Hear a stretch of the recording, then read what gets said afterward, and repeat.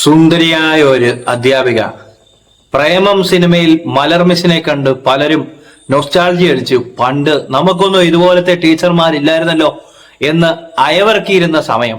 അതിനുശേഷം ടീച്ചർമാരെ വെച്ചുകൊണ്ടുള്ള ഒരുപാട് റീലുകളും കാര്യങ്ങളും ഒക്കെ നമ്മൾ കണ്ടിട്ടുണ്ട്.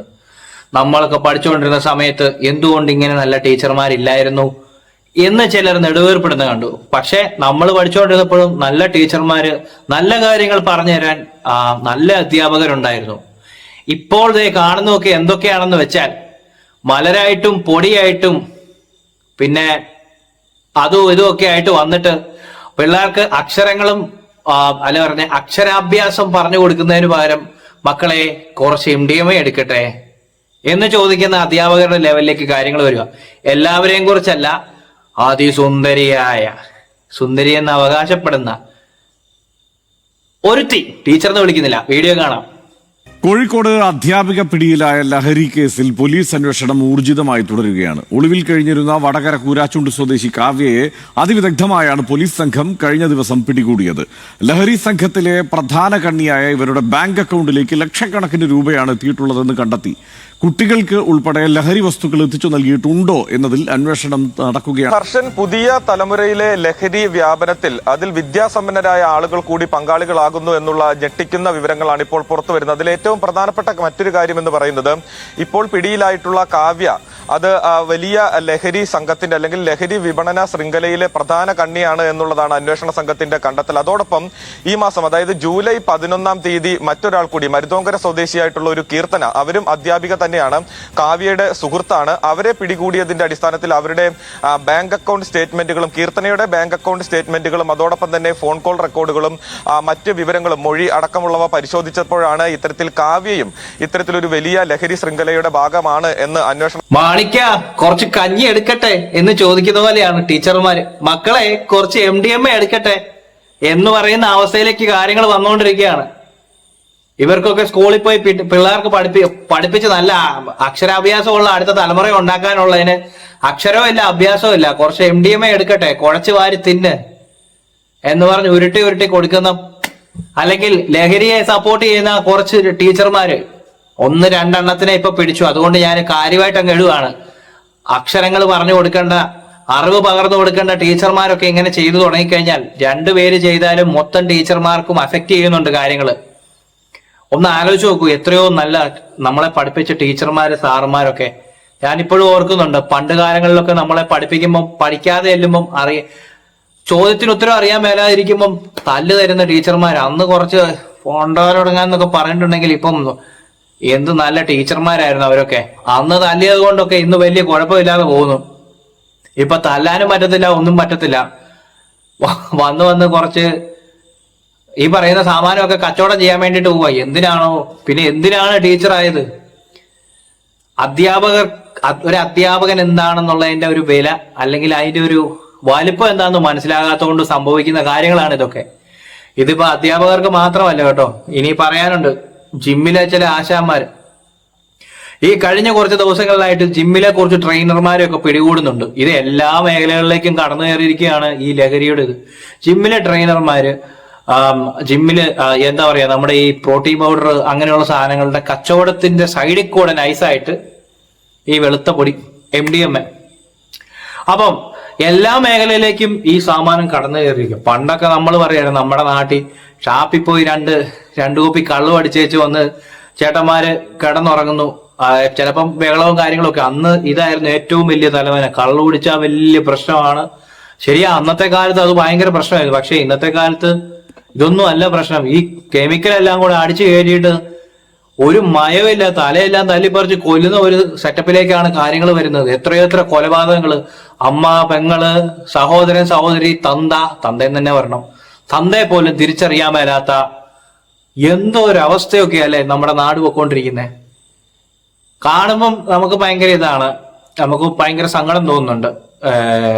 ഇപ്പം ഞാൻ ഇതിനെക്കുറിച്ച് ഘോരം പറയുന്നുണ്ടെങ്കിൽ വല്ലപ്പോഴും ഓരോ ബീർ കഴിക്കുന്ന സ്വഭാവമുണ്ട്.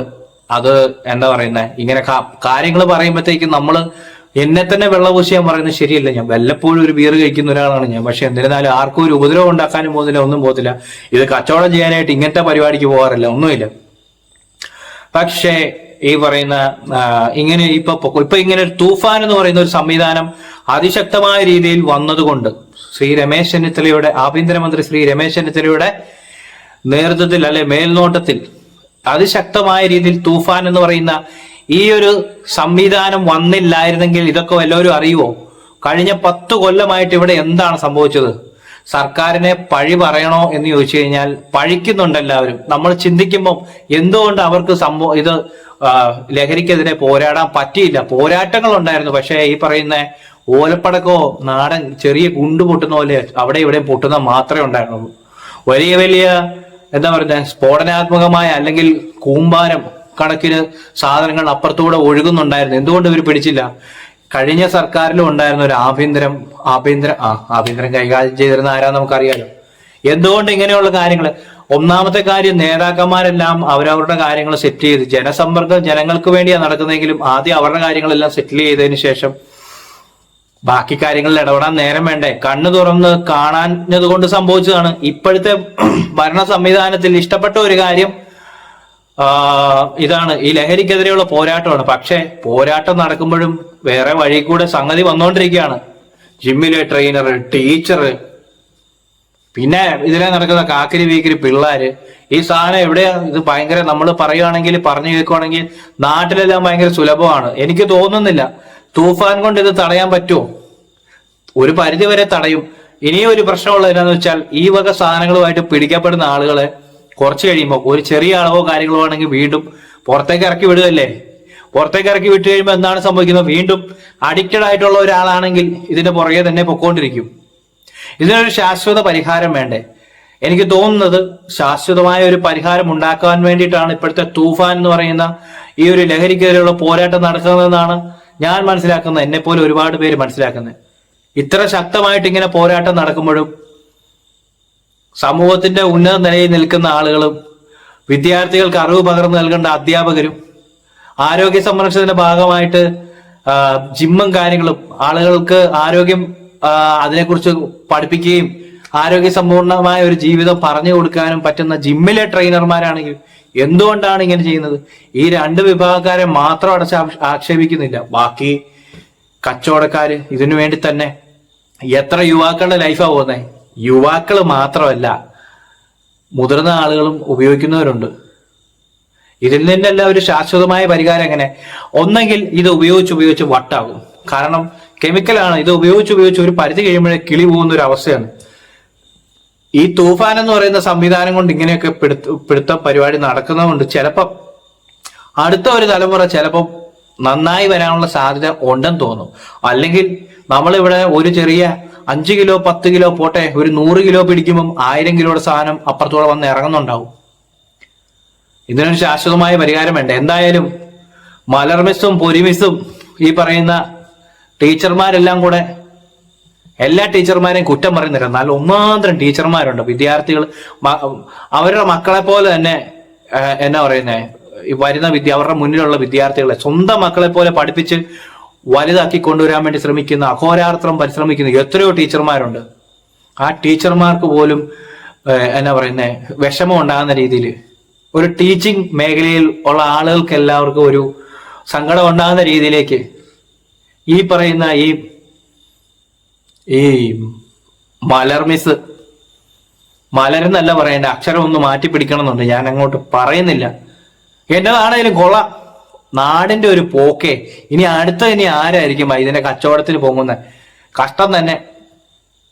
ഭയങ്കര മോശമാണ്. നമുക്കും ഭയങ്കര പേടിയുള്ള ഒരു കാര്യമാണ്. പേടി എന്ന് പറഞ്ഞാൽ വേറൊന്നുമല്ല. ഇപ്പം നമ്മളെ സംബന്ധിച്ച് നമ്മൾ വഴിയെ നടക്കുമ്പോഴാണെങ്കിൽ പോലും ഏതെങ്കിലും ഒരുത്തൻ ഒരു പോക്കറ്റിൽ ഒരു ചെറിയ, നമ്മളറിയാതെ ഒന്നെങ്കിൽ നമ്മുടെ വണ്ടിക്കകത്തോ എവിടെയെങ്കിലും ഒരു സാധനം എടുത്ത് കയറ്റിയിട്ട് കഴിഞ്ഞു കഴിഞ്ഞാൽ നമ്മളറിയത്തില്ല, പിടിക്കപ്പെടുമ്പോഴേ അറിയത്തുള്ളൂ. അങ്ങനെയും ചതിയിൽപ്പെടുന്ന ആളുകളും ഉണ്ട്. ഇതിൻ്റെ അകത്തെല്ലാം ചതിക്കപ്പെടുന്ന ആളുകളും ഉണ്ട്. അതുകൊണ്ട് അടുത്ത തലമുറ നല്ല രീതിയിൽ പോകണമെങ്കിൽ ചെറുപ്പം മുതലേ മാതാപിതാക്കളുടെ മേൽനോട്ടം വേണം. നല്ല അധ്യാപകരുടെ കീഴിൽ പരിശീലിച്ച് അറിവും വിദ്യാഭ്യാസവും ഉണ്ടാക്കിയെടുത്ത് ഏതെങ്കിലും വ്യത്യസ്തമായ മേഖലകളിൽ തൊഴിലിടങ്ങളിൽ കയറി എന്താ പറയുന്ന ജീവിതം സുരക്ഷിതമാക്കണം. അല്ലാത്ത പക്ഷം ഇത് എങ്ങോട്ടാണ് ഈ പോക്കെന്ന് അറിയത്തില്ല. എന്തായാലും തൂഫാൻ അതിശക്തമായിട്ട് തന്നെ വീശി അടിക്കട്ടെ. ഇങ്ങനെയുള്ള ലഹരി സമൂഹത്തിൽ മാന്യന്മാരാന്ന് തെറ്റിദ്ധരിക്കുന്ന പല ആളുകളും ചിലപ്പോൾ പിടിക്കപ്പെടാൻ ഇനിയും സാധ്യതയുണ്ട്. നമ്മൾ കാണുമ്പോൾ വൈറ്റ് കോളർ ജോബ് ടക്കിൻ ചെയ്ത് നടക്കുന്നു, ഇൻഷർട്ട് സിമ്പിളായിട്ട് നടക്കുന്നു. പക്ഷേ ഇവരുടെയൊക്കെ കയ്യിലും ഇങ്ങനെയുള്ള സാധനങ്ങൾ ഇതിന്റെ കച്ചവടത്തിന്റെ കണ്ണികളാണെന്ന് അല്ല എന്ന് നമുക്ക് പറയാൻ പറ്റില്ല. ഇപ്പൊ ആരെയും നമുക്ക് വിശ്വസിക്കാൻ പറ്റാത്തൊരു സാഹചര്യമാണ്. ഇതൊക്കെ എത്ര സ്ത്രീകളാണ് ഇപ്പൊ ഈ MDMA കാര്യങ്ങളുമായിട്ട് പിടിക്കപ്പെടുന്നത്. എത്ര സ്ത്രീകൾ, പണ്ടൊന്നും സ്ത്രീകൾ ഇങ്ങനെ വലിയ കുറ്റകൃത്യങ്ങളിലൊന്നും പെടുന്നില്ലായിരുന്നു.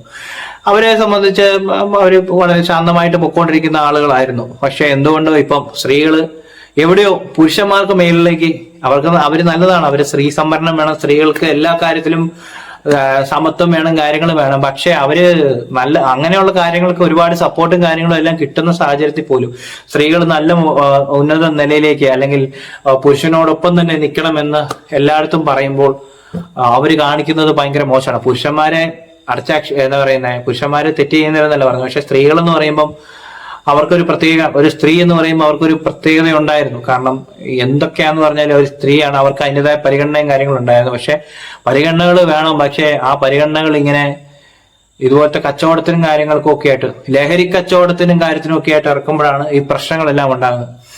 നാളെ ഇനി വരും ദിവസങ്ങളിൽ ആരൊക്കെ കുടുങ്ങുമെന്നോ എന്തൊക്കെയാവുന്നോ ഒന്നും അറിയത്തില്ല. എന്റെ ദൈവമേ, വരുന്ന തലമുറയുടെ ഒക്കെ അവസ്ഥ നന്നായാൽ മതിയായിരുന്നു. തൂഫാൻ ആഞ്ഞടിക്കട്ടെ.